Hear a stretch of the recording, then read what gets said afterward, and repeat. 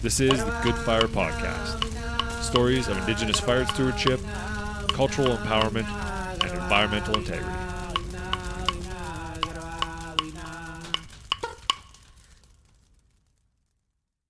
Hey everybody, welcome to Good Fire. My name is Matthew Kristoff. And I'm Amy Cardinal Christianson, and we're here to share stories of Indigenous fire stewardship. So over the next few episodes, we're going to be talking with Indigenous researchers and Indigenous fire practitioners about what they're doing and how they're trying to get Indigenous burning back on the land. So this podcast is sponsored by the Canadian Partnership for Wildland Fire Science, with support from the California Indian Water Commission and the Fire Sticks Alliance Indigenous Corporation. Today's episode, we have Don Hankins. Don Hankins is with Cal State University Chico, and we discuss things like fire in California and the connections between fire and water. And as a little teaser, how fire can promote salmon populations in California. And Don, you want to go ahead and introduce yourself? Because I don't know you well enough to do that. Sure, thanks so much. I don't even know if I know myself well enough to do that. But I'm Muko, which in English is Plains Miwok from the Delta area east of San Francisco. That's our traditional territory. And I'm a traditional fire practitioner and also an academic working at CSU Chico, California State University Chico, in the Department of Geography and Planning, and have been involved in fire restoration and fire research for probably more than 20 years. I guess I haven't tabulated up, but time flies when you're having fun, right? Yeah, it for does. Sure. Absolutely. Yeah. Oh, and So I should probably add that I'm also the president for the California Indian Water Commission. It's important to know. Yeah, great. Which is a self-determination organization here in the United States.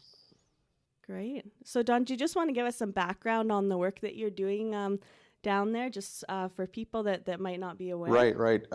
So, I guess I could start kind of laying a framework of what brought me to the point that I'm at. So, to think about it, my research side of it really comes from understanding what the community's needs are, and this, in terms of the application of fire, really began back in about 2002 with a steering committee of basket weavers here in Central California from various tribes who were doing a project to restore and manage an area for traditional collection and teaching about basketry plants. And there was an opportunity that was posed to do stewardship of an area that was a riparian area.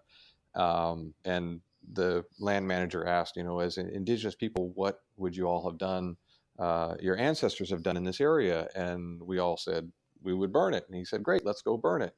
And this was the very first time that a land manager had ever said to anybody, great, let's go do this, because everybody said, oh, in the past, no, fire doesn't belong in riparian areas and so forth. So that opened up an opportunity to come in and study it so that we could tell the story and get other land managers on board.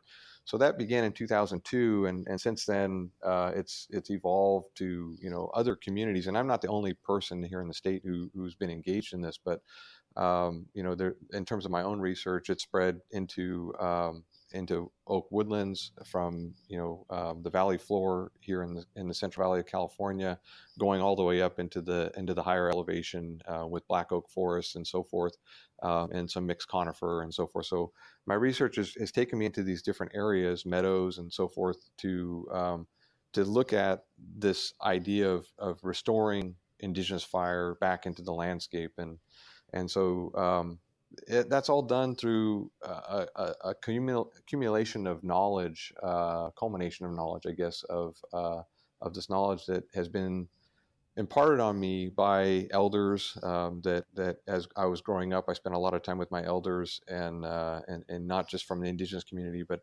anybody who was willing to share with me, and the ability to put fire back on the landscape has really come from that, and then tempering that with the knowledge that I've gained through my academic upcoming as well.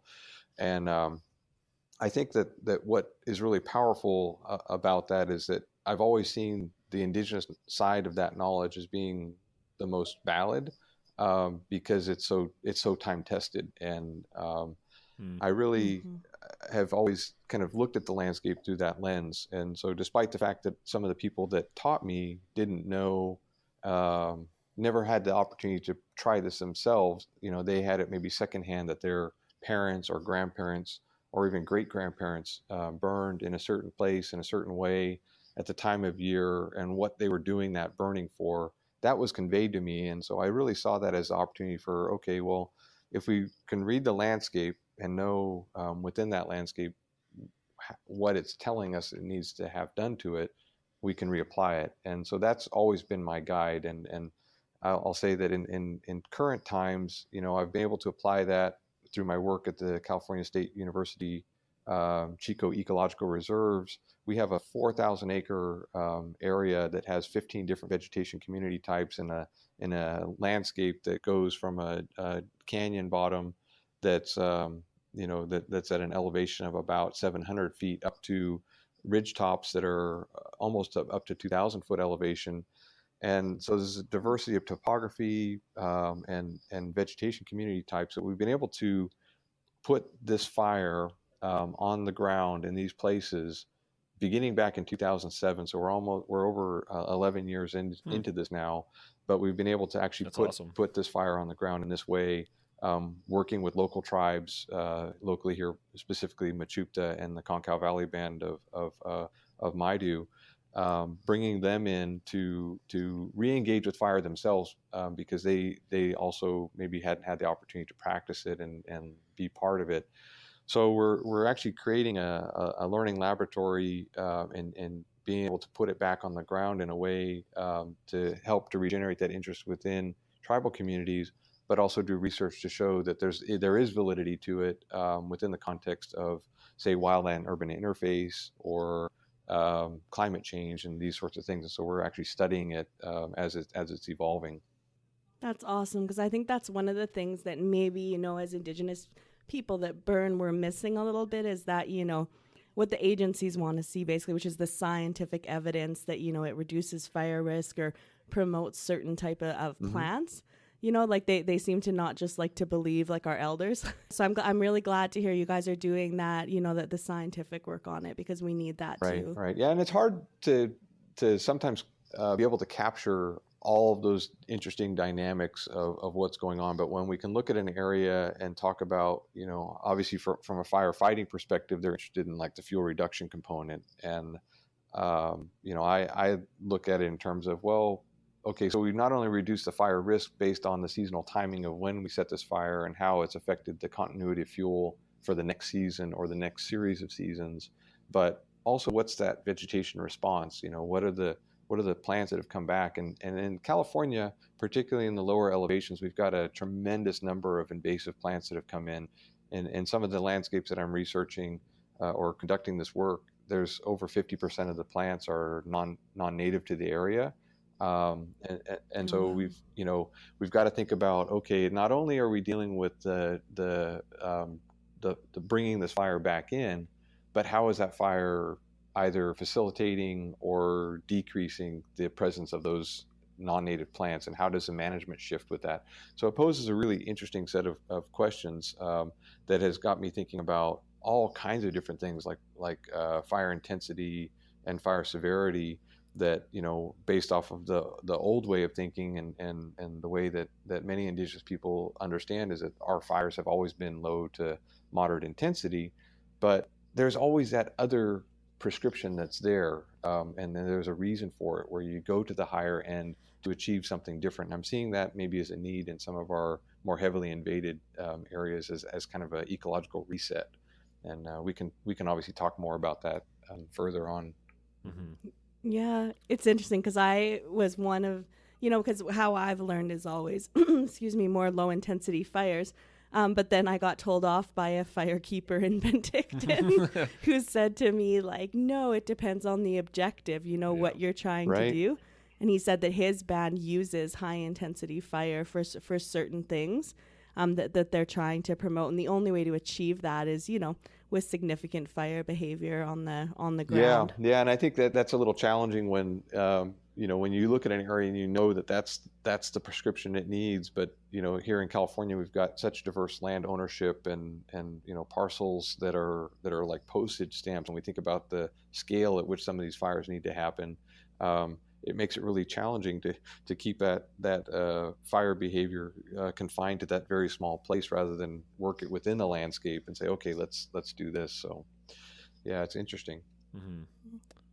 Oh, for sure. Yeah, it always makes me curious, like what this question of like what the forest used to look like, right? Because arguably, Indigenous people have been on this continent since glaciation or before, right? And it's arguably, you can make the argument that, like, for example, the boreal forest up here in Canada was developed in cohesion with Indigenous people, right? Like, and it's not only that the culture is important, or that the fire is important to the culture, but also that quite literally Indigenous culture is part of nature.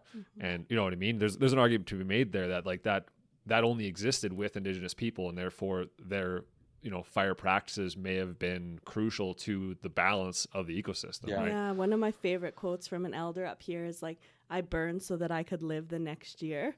And I love that quote because it really speaks to that. Like, that if you didn't properly steward the forest, you would die. Right. Yeah. Like, well, there's this idea that like, yeah. for some reason, wilderness has nothing to do with people, right? It's that strange concept in my mind that I'm obsessed with, the when people think that way, right? I'm like, well, that's not true. We are of nature. And I said this in the last podcast too. It's just that we're part of it the same as the moose and the squirrel and the grass and everything. So if a culture has been here for that long, like that's part of the ecosystem. It's important. It's not only important, but it's crucial to the health. Yeah, most definitely. Sure. I mean, you cannot separate people from that. I mean, we know from various studies. I think about like Martin and Sapsis's paper here in California, published I think in '92, where they talked about biodiversity begetting biodiversity, and if we think about that, the practice of Indigenous burning has facilitated that diversity. That relationship of people within the landscape is increasing that diversity and maintaining it. And for certain, we think about, like you're talking about glaciation, in California's ecosystems, we've seen over the last 15,000 years about 400, I want to say it was like 467, no, that's not right. Probably 100 meters or more of sea level rise. I was thinking in feet, depending on the audience. So about 450 feet of sea level rise in the San Francisco Bay Area. And with that, we see total shifts in the distribution of these vegetation community types across the landscape, from tidal marshes to riparian forest, sagebrush flats that were here, say, 5,000 years ago, based on paleoecological studies. And the whole time, people have been here and using fire as a tool through droughts, through periods that have been wetter, and fire has been the constant, and we have been a constant within that, and we have interacted with these species throughout that entire time. For sure. Interesting, yeah. Don, I'm really interested too to hear your perspective, being from what we now call California. You guys have made the news with lots of very bad fire events. Not only a lot of ecological destruction there from these super high intensity fires, but I don't know if destruction's the right word, but resetting maybe. Right. It's destructive in terms of the human side of it, right? Yeah, exactly. And so a lot of deaths too, which has, been, whenever I interview elders up here or people about fire, they always bring up California. Right. So I'm just wondering, saying that with climate change, we could become California. So I'm wondering how you see Indigenous burning practices, fitting in your current situation in California, where, I would think that people are a bit fearful of fire. Yeah. No, I think there's a recognition that fire needs to be part of the landscape, but I think it's a reluctance in terms of agencies to fully understand, well, one, how does the public see fire being part of that? What's the role of Indigenous people? Because there's this idea that, well, that was then, but this, the system's changed. So how does that fit in? But when I look at these big fires, and I live on the edge of the Camp Fire that recently happened here in Butte County in California, and was there 86 fatalities that at least documented in this, if not more. As I think about that, and I saw that fire unfold from where I live, and the fire moved pretty close by to where my home is at. But there was a sense of frustration in me when I first saw that fire racing so quickly, that, why are people not listening? Why are we not engaging in this? And one thing that is currently, and always in my mind is that as I see these big fires, particularly this last season here in Northern California, is that we are reliving what in our creation is what I call the first fire story.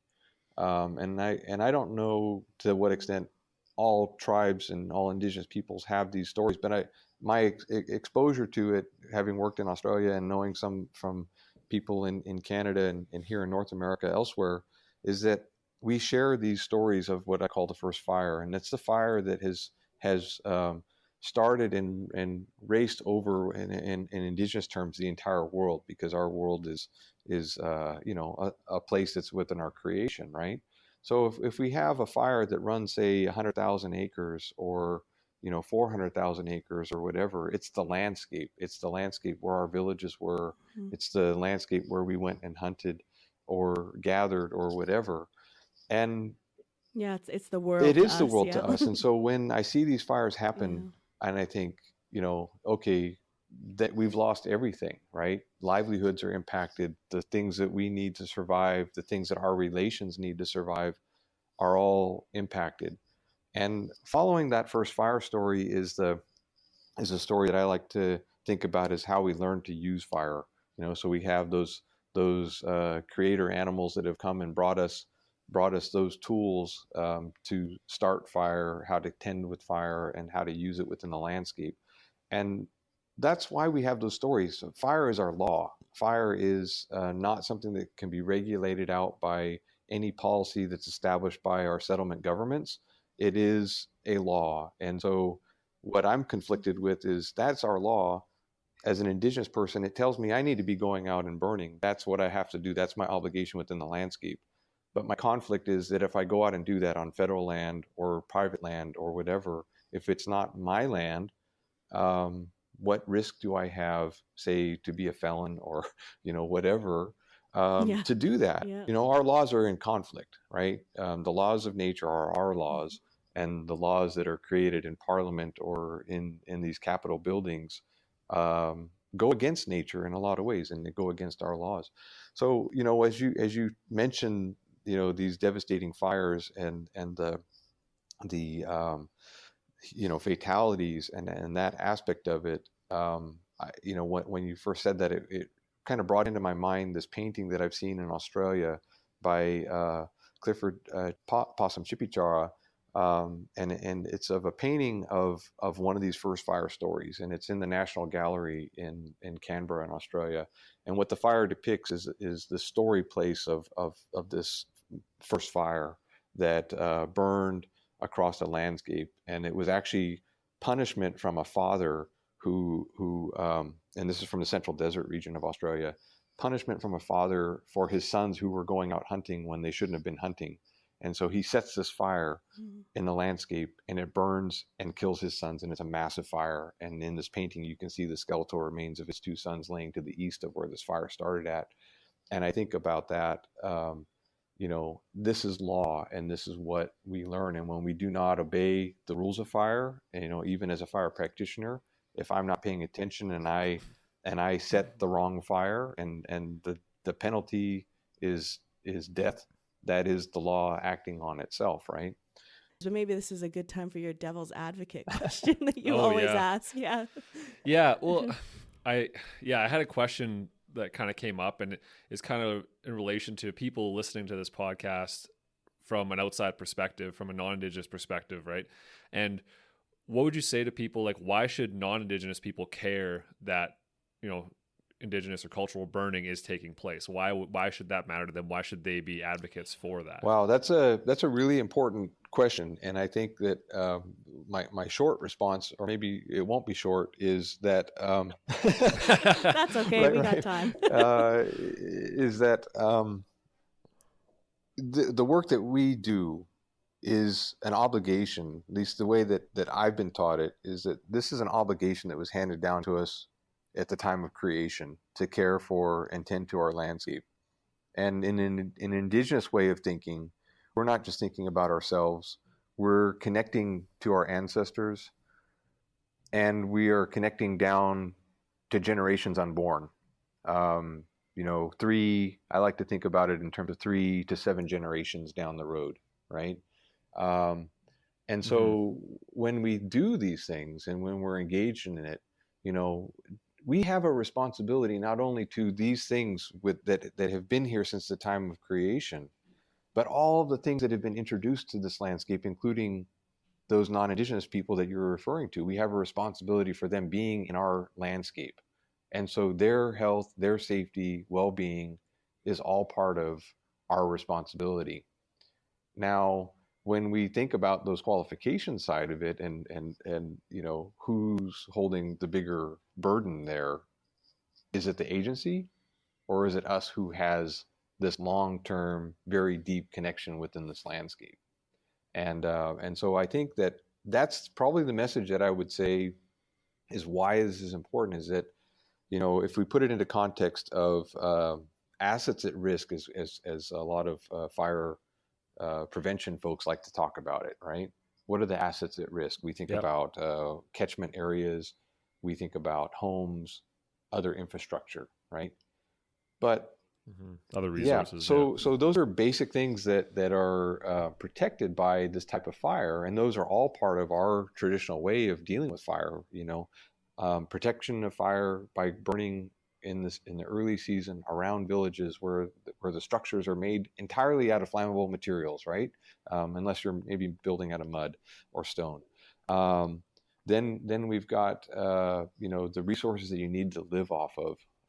You've got your water holes, your streams, your forests, and grasslands and woodlands, and all of those things are things that are necessary as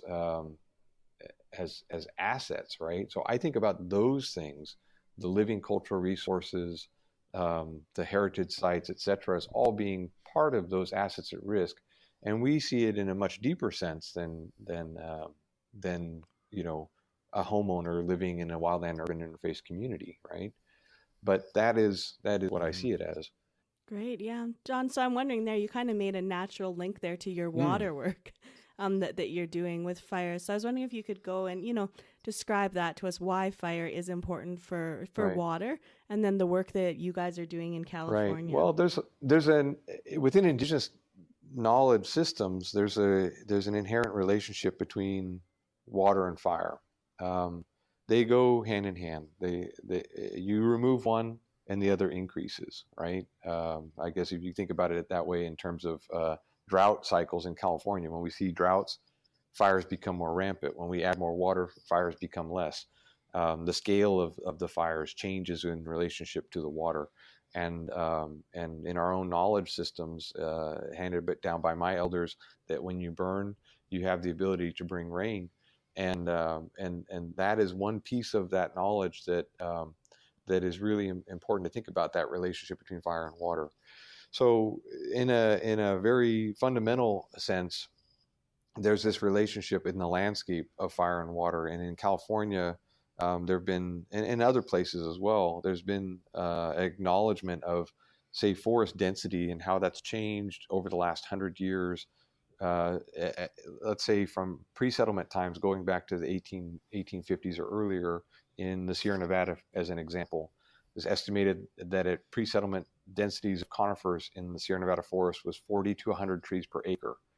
In most Sierra Nevada forest, at least up until fairly recently, those densities were anywhere tenfold higher, 400 to 1,000 trees per acre.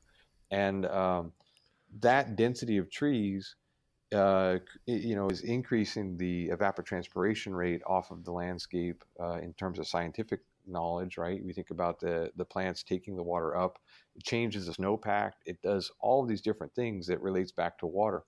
But when we put that fire in the landscape and it thins the forest and it opens up gaps for the snow in the high country to hit and rest without melting off and evaporating off so quickly, there is where we start to see that cycle. And that fire thinning the forest leads to more water being infiltrated into the groundwater supply that then flows into our streams. And so rather than having this kind of quick pulse of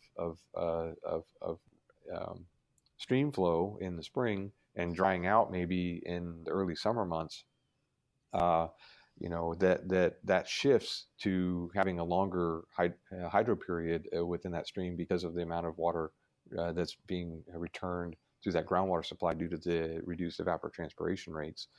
And so we see that not only in those forested areas, but we also see it in meadows and other places within the landscape. And so some of the research that I'm doing right now involves looking at meadows, particularly in lower elevation areas on the Big Chico Creek Ecological Reserve, where we've got meadows that were overtaken by non-native plants, particularly yellow star thistle. And these plants, they grow, they're annuals, and so they grow in the spring, and they use up the water in the surface horizon of the soil, and then they take the water supply away from native plants that are trying to establish and keep a foothold in some of these places. So in some of the research that I'm doing, we were actually using fire as a tool to reduce the star thistle and shift it, and other non-native species, and shift it to a native system that have deeper root systems. They tend to be perennial plants, and to hopefully see a shift in the increase in the hydro period in these meadow systems. And ultimately it comes back to on the Big Chico Creek Ecological Reserve as an example. That whole reserve exists for one species in particular, and that is spring run Chinook salmon, which is a tremendously important species in Central California. And so the idea is that if we can shift the hydrology, maintain it longer through the summer periods when those fish are in the stream and needing that cool water in the summer, that change in hydrology will give them that cool water that they'll need to survive. And hopefully we'll start to see some increases in the number of those fish. And so that is the part of that complex relationship of fire and water that comes ultimately back down to a species that you might not even think about being associated with fire, and that is the salmon, right? That's super interesting, because in BC, some of the work that I've done kind of in the lower mainland and interior with Indigenous communities there, they talk all the time about how their fisheries are affected by fire. And especially the salmon is a huge concern as well. So yeah, really interesting to see like kind of the parallels along the West Coast. Right. And I'm curious to know. I mean, I know from northwestern California there have been some of the tributary streams of, say, the Klamath River have had such severe fires that the sediment flux and change that happens, temperature, chemistry, et cetera, in the water creates local extirpation of those salmon. And so as we think about that, that's a huge risk for something, particularly here in California, where the spring run Chinook salmon, at least in the Central Valley, is a threatened species. And, we're starting to lose them because of climate change and other factors, but fire is now becoming another key threat, right? And so how can we use fires to help protect species like that? That's a big part of what drives me in terms of projects that I'm trying to not only establish in terms of Indigenous fire, but also getting agencies on board to help to steward, because those fish are such an important part of our culture that if those fish are gone, then part of our culture goes with it, right? Totally. And I've heard that about up here too, the salmon, but also the caribou as well, which are also, impacted by fire, but in a different way here. And the nations up north say if they lose caribou, then they die too, because, for them, most of their culture is centered around the caribou. So, if it's no longer there, then how do they exist as a people? Which, I mean, for me, always puts it in perspective, like for non-Indigenous people, because I don't think that they understand that. Like, how devastating a loss like that can be, So like places like the Northwest Territories and stuff like that, where it's like one of the only large megafauna out there, right? That said, it makes sense. Yeah, for sure. Wow.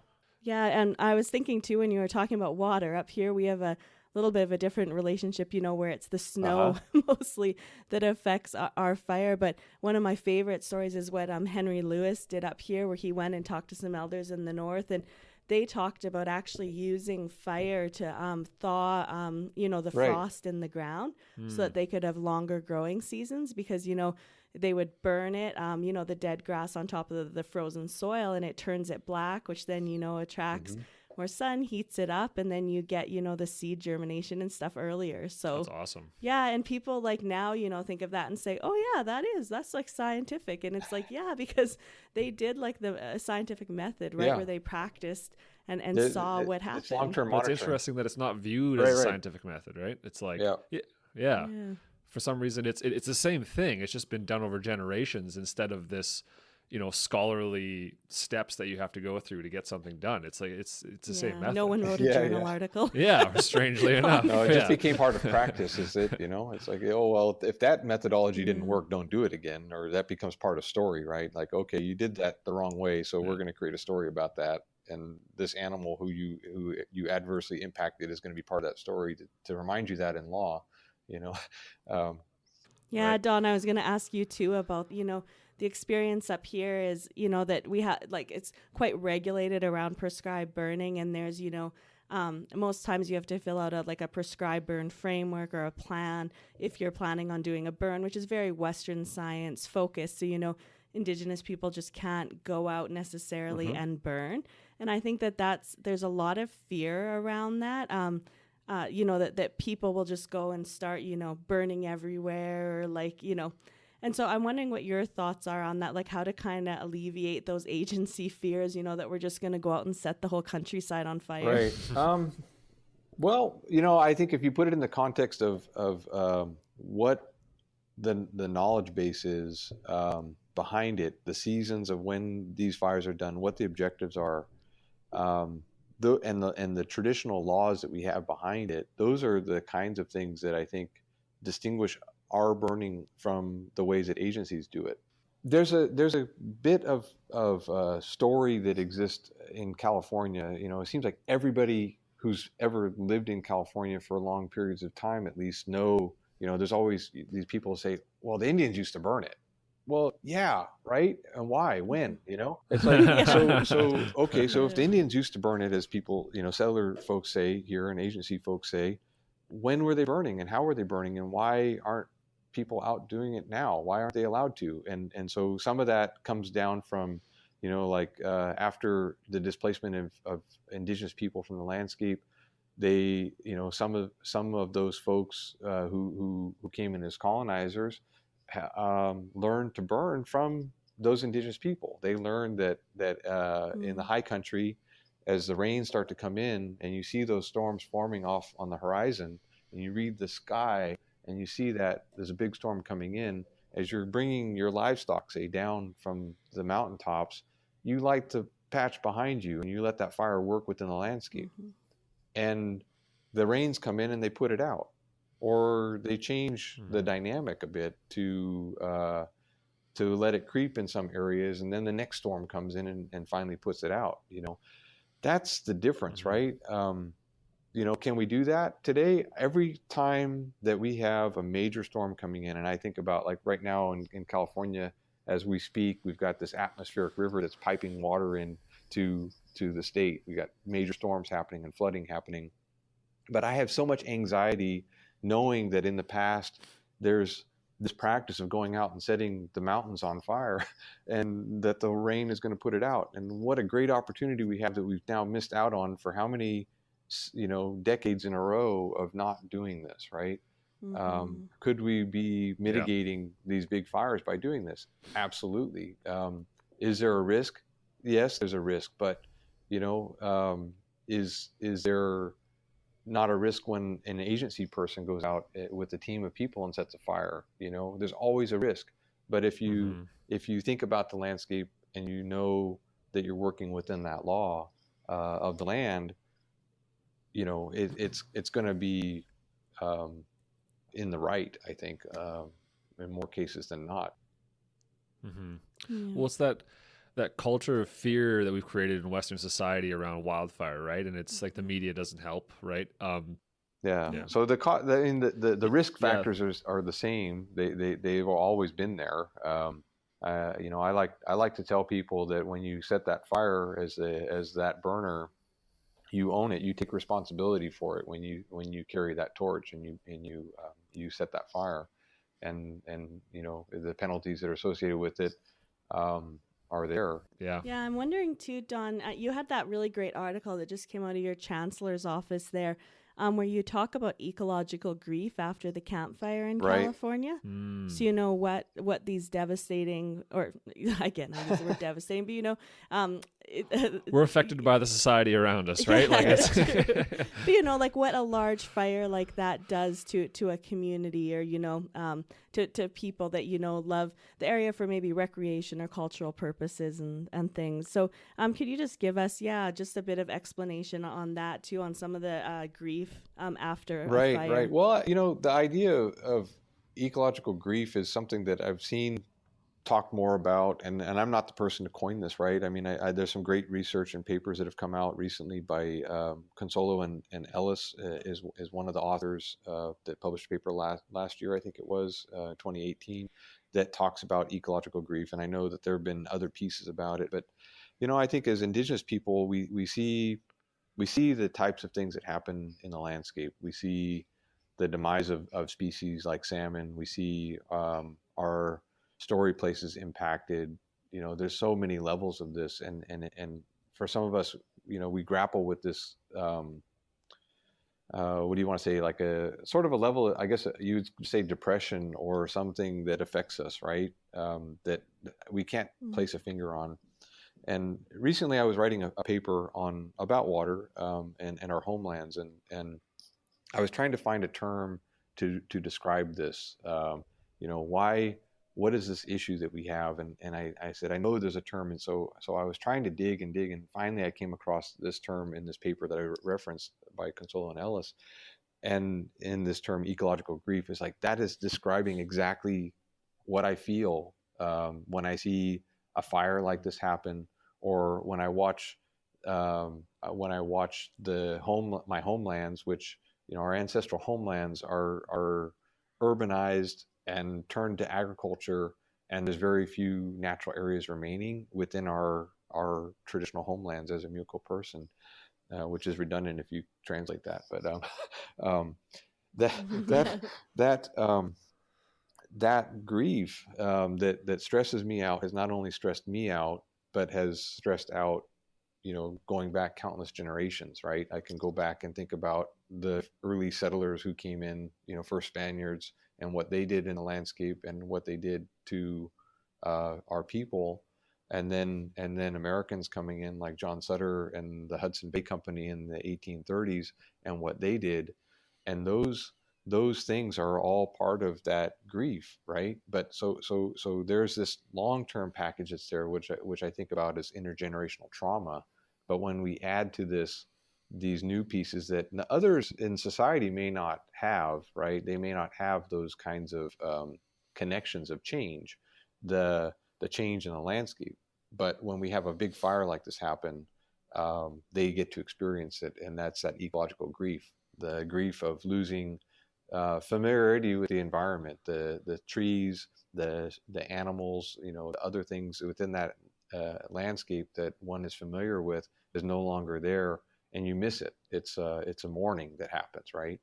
And so there's a lot of work that's being done around this by psychologists and social scientists that are looking at this. And I know that there's some work that's been done up with the Arctic peoples in Canada around this as well, with the ice and the loss of the ice pack and so forth. And how does that change? Climate change is one of those things that does it, and fires is one of those things that we see it immediately, right? Climate change, we see it happening over generations, hopefully.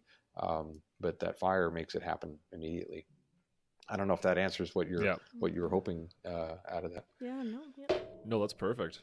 That's really good. I love that, because it's ecological grief is not a term that I had ever heard before, I don't think. And but yeah, you're right. Like it sums it up perfectly, right? Like I've had people on my own podcast before where they're talking about, their favorite hiking trail that was once, that is now burned over, that they took their family there and their kids there and their grandkids there, and now it's burnt and they can't share that with people. And I mean, this is on a larger scale. You're talking about the whole ecology of an entire landscape, but I guess that would be along the similar, people could can associate with that, I suppose, a little bit Right. more, right? So Well, and that's even like when people talk about, not being able to take their grandkids, that's maybe 1 or 2 generations or 3 generations since settlement. But if you think of hundreds of generations, and it's part of your culture, that, right? Like it's like a different, that's what I mean. Like even non-Indigenous people can, at a lesser extent, but can still, tie themselves into that ecological grief, I think, right? If you have a love and a passion for the outdoors and for the natural world, right? And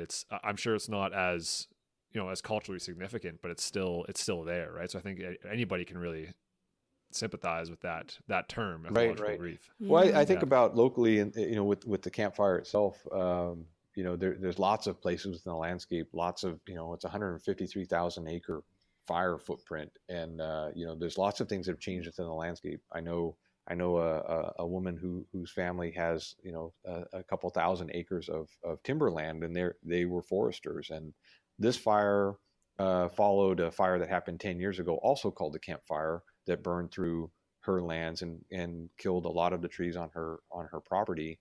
And this fire came in and removed everything. She's got nothing left. She told me there's nothing, no standing trees. It looks like a moonscape. Oh, wow. And I know this is impacting her in that way. But other folks, in this area, have familiar places they go to. One place in particular that's in my mind right now is a place called the Covered Bridge, which was a old cedar shake and cedar sided bridge that crossed Butte Creek, and it wasn't used anymore. It was just a place that people would go to, and they'd swim in the creek and so forth.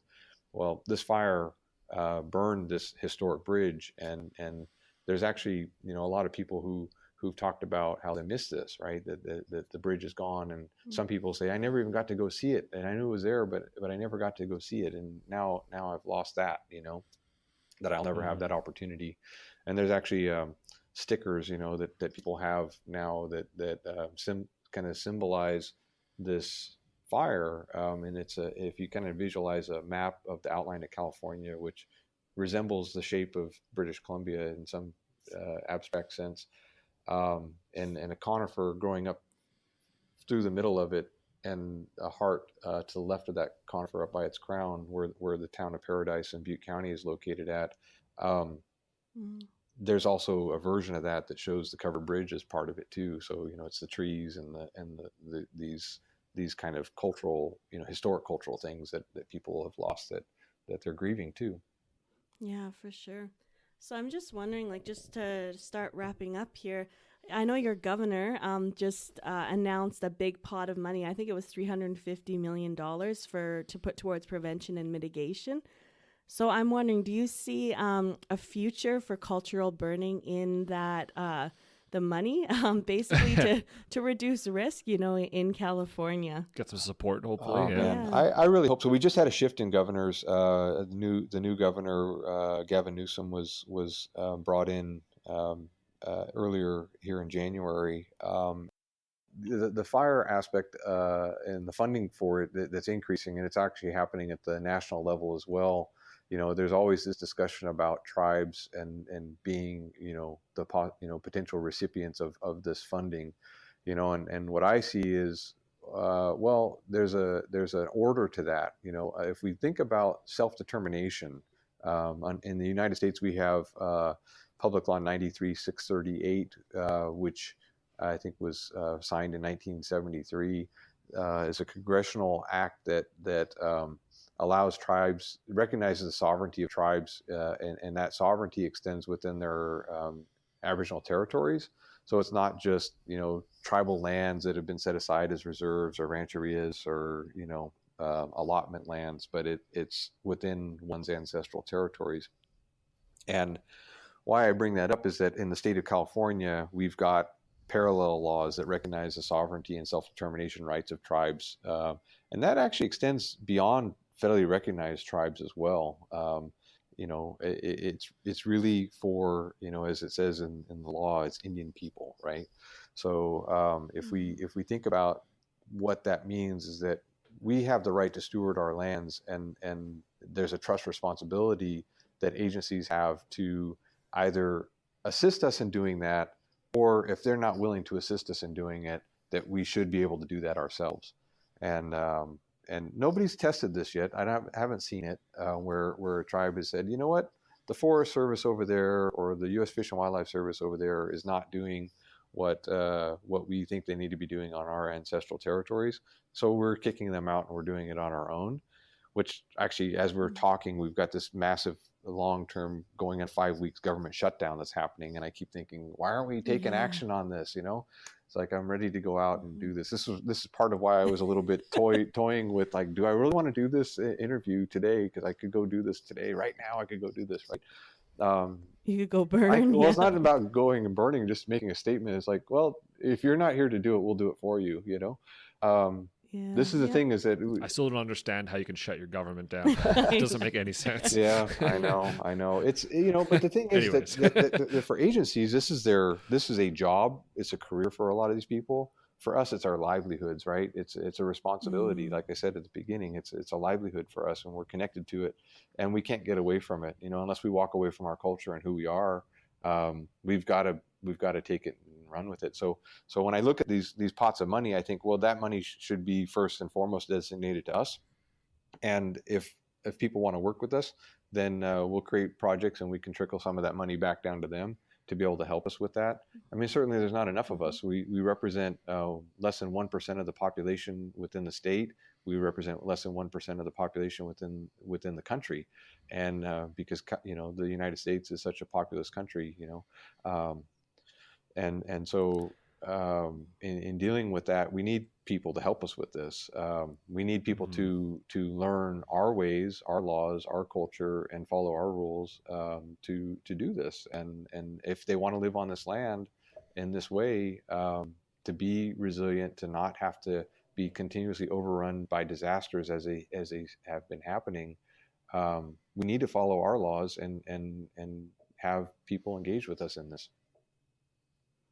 Yeah, I'm hoping in Canada, our government just ratified UNDRIP, like the United Nations Declaration on the Rights of Indigenous People. And, most of the articles in there specify that Indigenous people have the right to carry out cultural practice on their lands. Right. So I'm interested to see in the future how that'll play out here in terms of cultural burning. Right. Yeah. I was just thinking, in terms of actually, dealing with burning, and I think about this, because I know that this is something that you all are grappling with, and this, as you think about people in Australia, particularly in the southern states of Australia, they're dealing with trying to interact with the rules of agencies, the colonizers' rules over burning, and that. What I see happening, and I see this happening here, as I said, in California and elsewhere, is that a lot of people tribal people are doing the trainings and going through the hoops to do things in the way that those agencies are doing it, right? They're taking the basic wildland firefighter trainings.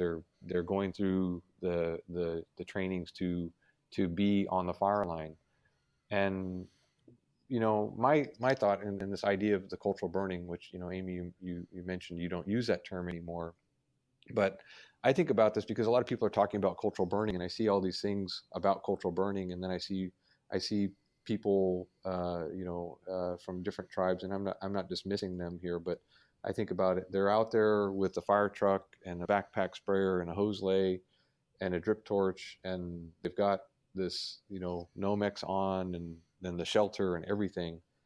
Then I think, well, that's not just because, and I say this all the time in my head, just because you give an Indian person or Indigenous person a drip torch doesn't make it a cultural burn, right? We've got a lot of exactly. Yeah. We've got a lot of, and I don't mean that in a disrespectful way to anybody, but to do a cultural burn, your landscape, the risks, and you don't need all that other stuff if you're doing. And you have a cultural objective too. Exactly. It's not just about creating black acres. It's about connecting that objective of that burn back to something in the landscape that is necessary, be it for a species or that system as a whole.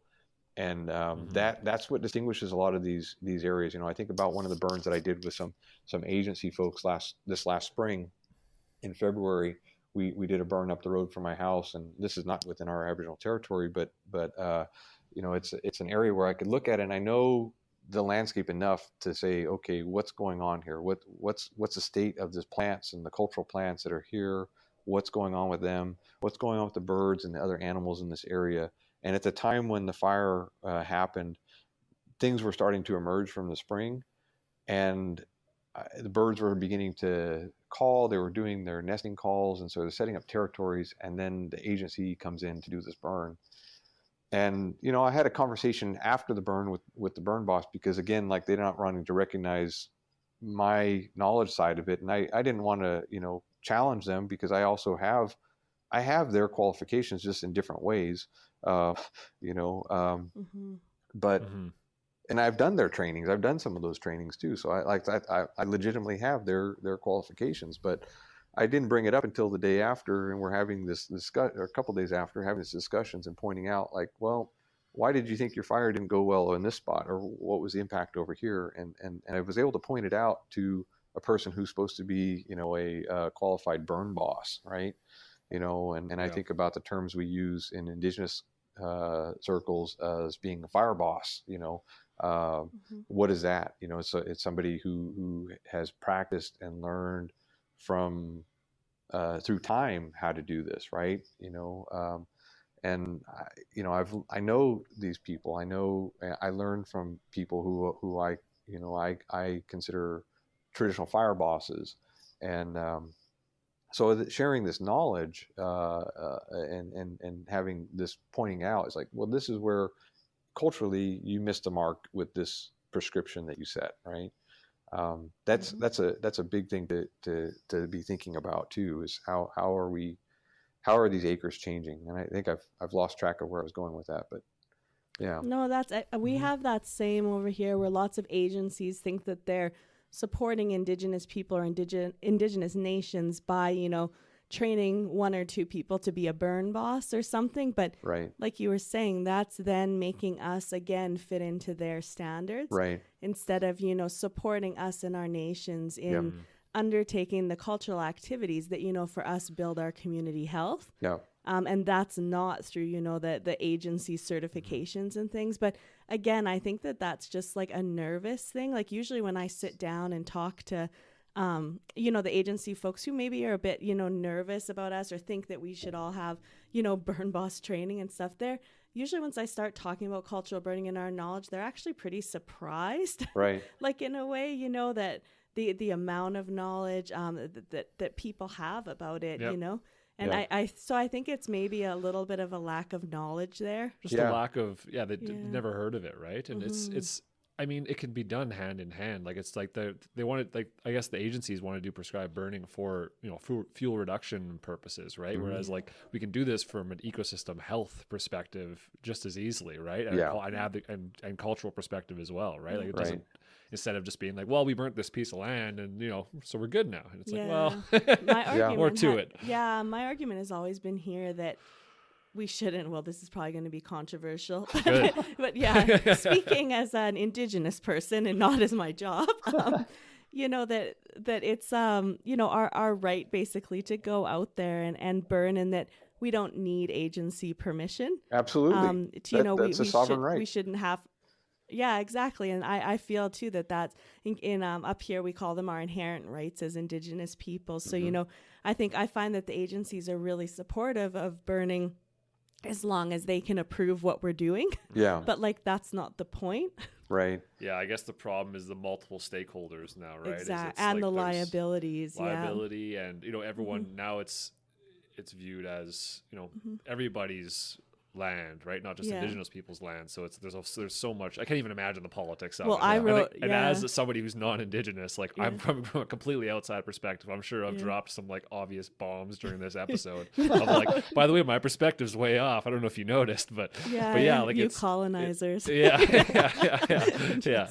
it's just it's an impossible situation. But I am seeing, like, this is the 4th episode we've done now. And I've seen that it seems like progress is being made towards this, indefinite goal of eventually being able to do this openly for the benefit of everybody and everything, right? Including other species on the landscape and water and all ecological cycles and cultural, stability and all that kind of stuff. So Yeah. it sure seems like it's a, you know, it was a story of loss, but it seems like it's moving towards, you know, Yeah. a positive direction Right. from my perspective, at least. Right. Yeah, well, I had up here where I wrote in something, you know, that Indigenous people have the right to burn on their traditional territories. Mm-hmm. And someone, you know, it went to like a large review, and someone edited it because they said, like, you have to be really careful there because you're basically saying then you have the right in all of Canada Yeah. to burn. And I was like, exactly. Exactly what I mean. Yeah. You got it. Yeah. But to them, it's like this fear thing, right? Like, Right. Well, it's hard yeah. for people that are non-Indigenous, like myself, right? Like it's hearing your guys' perspective on things. Like it does, yeah, for sure. It still makes me cringe a little bit when I'm like, oh, we should be able to do whatever we want where we want, right? And I'm just like, oh, I'm like, yeah, that you're right. That's That's a good, everywhere. that's a good point, right? And it's and people get scared, right? Yeah. It's that there's that resistance to like, well, that's not what we did. So it's like, well, no, it's what we did, and we were. Right. So it's interesting that even myself, I find myself sitting here and like listening to you guys have this conversation, and things come up where I'm just kind of like, I'm like, ooh, yeah, that's very politicized. That would be very difficult to pull off, and like, how do you convince the public that this is okay, right? And it's and the agencies who feel they're the experts in the area. yeah, Right? it's very politicized. You know, yeah. it's interesting to think about this. Like I think about all the burns that I've done, you know, with traditional burns, and I take students out, non-Indigenous students, community members, whoever wants to learn to burn. Like I'm like, let's go. When we have an opportunity, I'm willing and to let people be there. And if they're afraid of fire, this is always what I ask my students when we go out to burn. Who's afraid of fire? And I get a few students who raise their hand, and I'm like, okay, come with me.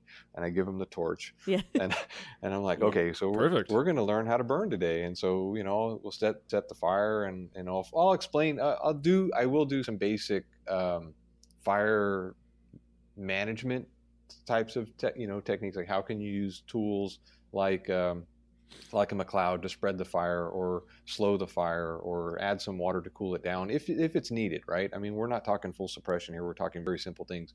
Most of the burns we're doing are so low intensity, you could, just run your foot over it and it's done. But, I ask the person who's afraid to burn, and we go out and we start this. But the thing that I always get from people who've come out and done this burning with me is that I feel so much better now. And I think, okay, there's a therapeutic aspect of burning, right? Burning is part of ceremony. We use fire in ceremony, and getting back to that fire and water relationship, those are in ceremony as well, right?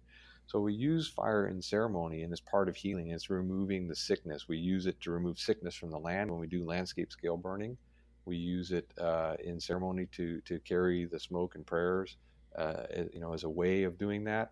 So fire is very therapeutic. And I think, well, what a better way to heal people is to get them out on fire. Like I've even been thinking about it in respect to some of these big fires, like the Camp Fire that have happened, is how could we create opportunities for people who've had such a negative experience with fire to come out and be healed by that fire, right?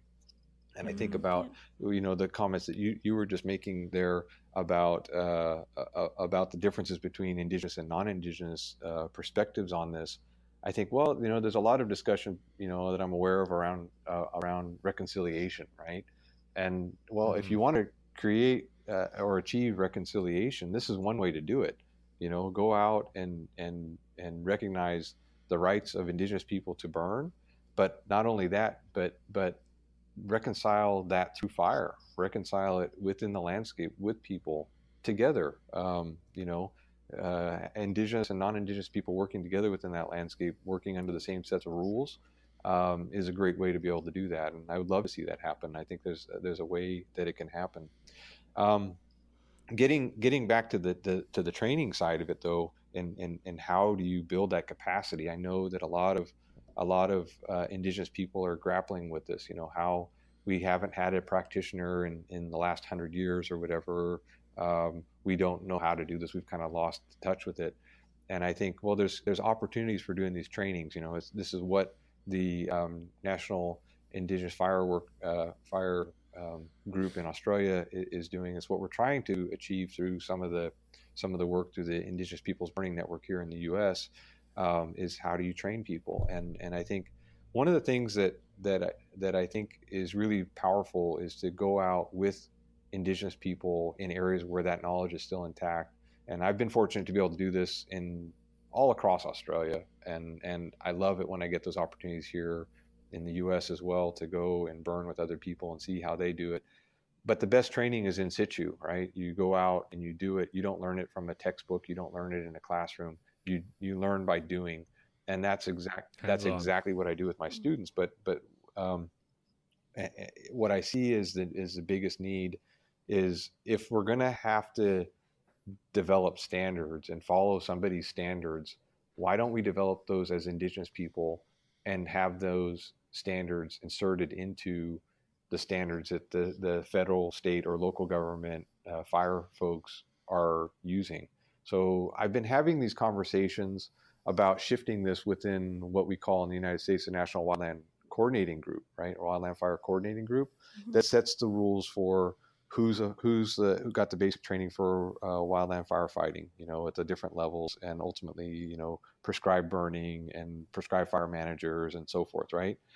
So what I'm seeing is an opportunity to develop a qualifications, a standards, if you will, that, I recognize every Indigenous group has a different way of training their people culturally, right? But if we see some overarching ways of achieving the same things, could we not create a document, a set of rules, let's say, that doesn't relinquish our sovereignty? And this is one of the problems why some of the tribal folks that I work with down in the States here won't go through wildland firefighter training to become a burn boss, because it's following the rules of the colonizer. It's relinquishing that sovereign right. And some of the agency folks are like, how is it relinquishing sovereignty? Because we got to follow your rules to do it, right? Yeah. So if we create our own rules and say, okay, you guys are agreeing to these rules of how we're going to train people, then that creates the way to do it. What I find I love that. totally, and I'm working on this right now. This is something that I hope to see, and I'm hoping to engage people with, right? I've made contact within some of the areas of NWCG through the Bureau of Indian Affairs and other agencies to be able to have these conversations, and I know there's support for it. But we need to see, us stewarding this and taking it on ourselves to make it happen. What I find really ironic, though, is how to be somebody who can do prescribed burning at, let's say, you have to be trained as a wildland firefighter, right? So you start with this fire as an enemy perspective at least in the national training in the United States. You start with the fire as an enemy. You learn fire behavior and how to put it out, and you have to go out and work in wildland fires before you can even get to that within the national standards. Which, in my mind, it's like, well, why don't you have an opposite training track where you train people to burn? You create a culture. Mm-hmm. This is what I use the term a lot, is a culture of fire, right? So it's not only Indigenous, but it's non-Indigenous as well, is creating a culture where our training and mindset is really about the safe use of fire in the landscape to achieve the objectives that we need to see. And so there's multiple areas where I see flaws in the training, and so those are some of those, is that we need to create these for ourselves and bring other people into it as well. I don't mind if I don't see this as being a strictly Indigenous thing. I see it as it's a capacity building thing so that we can all learn to live more safely with fire, right? Mm-hmm. Great. Yeah, I love that idea. Tell me when you're working on it and we'll try to bring it up here too. Yeah, I'd love to see solve a bunch of issues. Yeah, I'd love to see. I haven't even looked into the standards for what exists in Canada. I mentioned earlier how I've got the qualifications, and so within the United States, I've done the basic wildland firefighter trainings that they have. I've never served as a wildland firefighter. But I've done those basic trainings. I've done a tremendous amount of prescribed fire workshops. I've done a lot of burning on my own. I mean, I think on my own, I've tabulated up probably 20,000 acres of burning on 2 continents that I've done, and in different habitats and whatnot. And then what's interesting is that the first fire workshops that I participated in Australia in 2010, I was training people to do burning and to do monitoring and so forth, and as a trainer, I was teaching them to be have the equivalent of a burn boss, right? And so I have that standard as well. I actually have a certificate that says that. And so it's the equivalent of a burn boss in the United States National Wildland Coordinating Fire Coordinating Group standards. But there's this, recognition like, oh, our way is better than the Australian way. And I think, well, it's the same thing. You're all achieving the same thing. The only difference is that I didn't have to go through the pathway of fighting wildland fires to do it, So these are some, of those issues.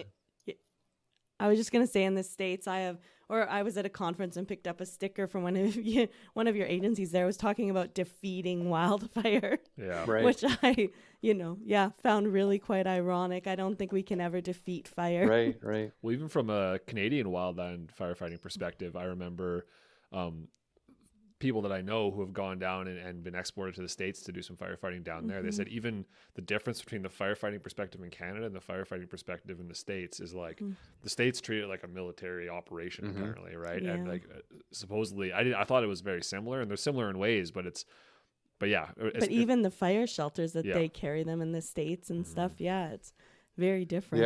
Yeah. It is totally. We did a training a couple years back. It was back in 2013 within our tribal territory in a place that hadn't burned in well over 100 years. And so I brought some of the cultural folks from my tribe together with about 80 professional firefighters from multiple agencies, state, federal, local, that all came together to learn to do our style of burning.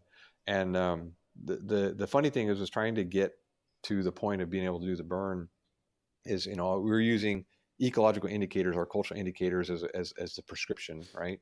And so as it's getting closer and we're talking about, okay, well, we're going to go out and who's going to have what responsibilities in doing the burn, which in the old days, we would have just gone out and lit it. But right, we need to build, some knowledge within these other agencies. So we're going through all these hoops and for one of the agencies, they had their designated burn boss who was going to oversee things on their end, and I was the burn boss on our side of things.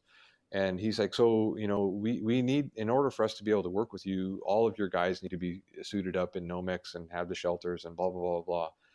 And that was almost a game stopper for us to participate with them and do our own training burn with them, was wearing the Nomex. It's like, I finally had to talk to the crews and like, look, they want us to wear this. I can negotiate this. And Bureau of Indian Affairs actually empowered me and said, well, you're the burn boss. You can set what you see as the necessary tools for your crews to work out on this burn. And I said, okay.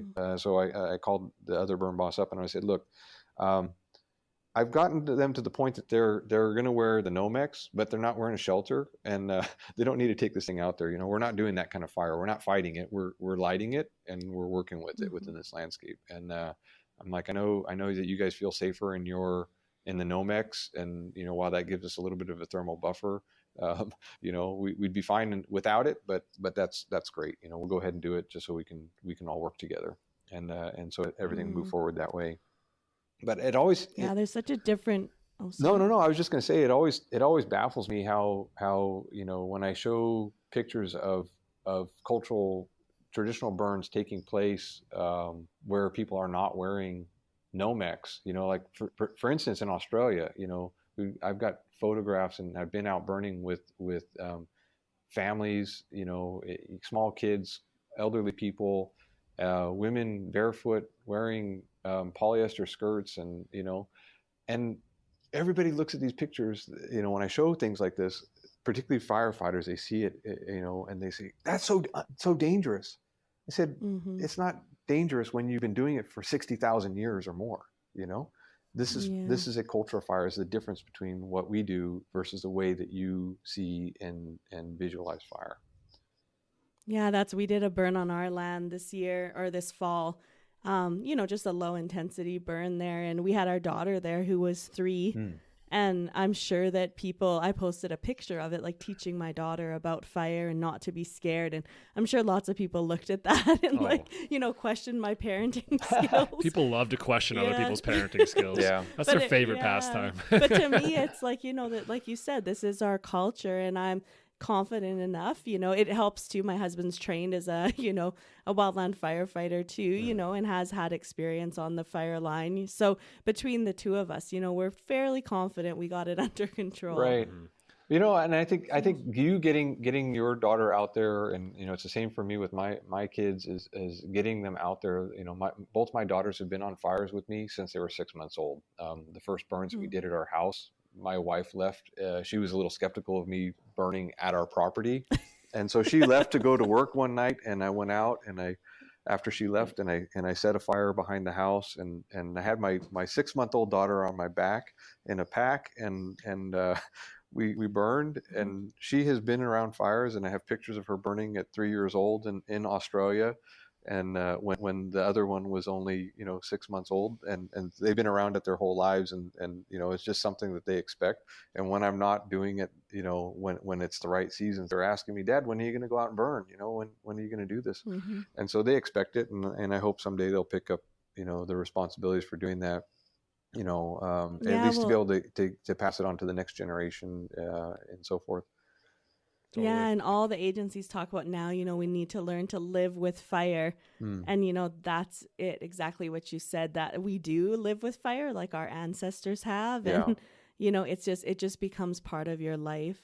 Right. So, Don, we're just going to wrap it up there. So thank you so much for participating. Oh, you bet. It's been such a great conversation. Yeah, we could probably talk to you for hours more. I want to hop on a plane and come visit you guys now. Let's just keep this going. Yeah, Matt tells me that the listeners usually drop off after an hour.